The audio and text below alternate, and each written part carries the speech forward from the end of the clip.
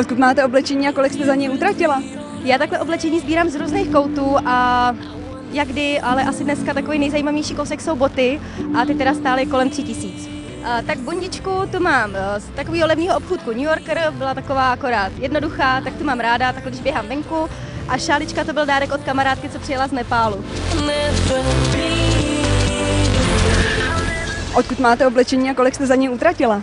Tak oblečení je z Pietro Filippi, hlavně teda frak, košile. Hodně jsem za něj utratila, frak stál myslím asi 5000 a košile kolem 2500. Kalhoty ty už si nepamatuju, boty jsou z Vagabondu a kabelka je Donna Karan New York.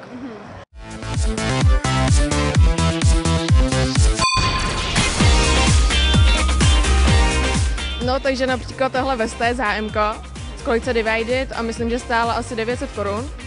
Potom třeba overall je Zara, myslím, že 1500 a boty jsou z Adress Idea a stály třeba 500. Odkud máte oblečení a kolik vás stálo?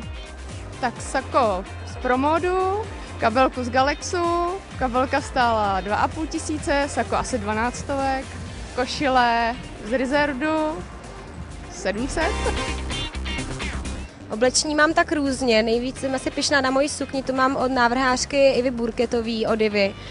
Ta stála asi kolem 3000 a jinak mám všechno půjčený od mojí stylistky Kristýny Majerový, takže to je tak z různých obchodů, co se dá kde sehnat.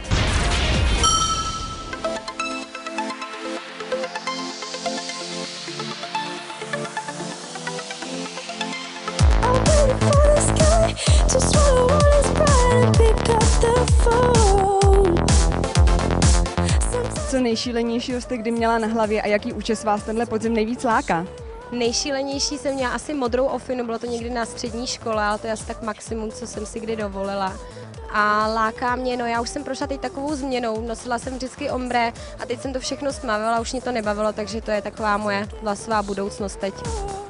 Takže asi nejšílenější byla úplně oranžová hlava, ta byla to taká zrzavo-oranžová a myslím, že to bylo úplně nejšílenější. A teď právě směřuju trošku k přirozenosti tenhle podzim, takže jsem se vrátila k takové svojí přírodní barvě, do karamelová a tak.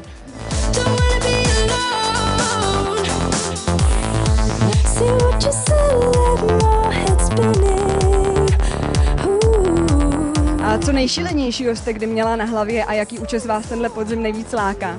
Tak nejšílenější byla asi zrzavá hena, který se snažím úspěšně zbavit, takže teďka je docílení akorát ta blondětá barva a chvíli klid.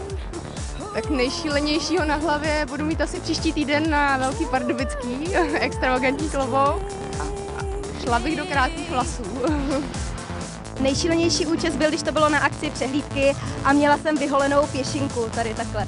No a jinak s účesama já nerada experimentuju, mám ráda svoji blonďatou barvu, stojím si za tím, takže akorát třeba různý dílky a odstíny. Ráda hraju s odstínama.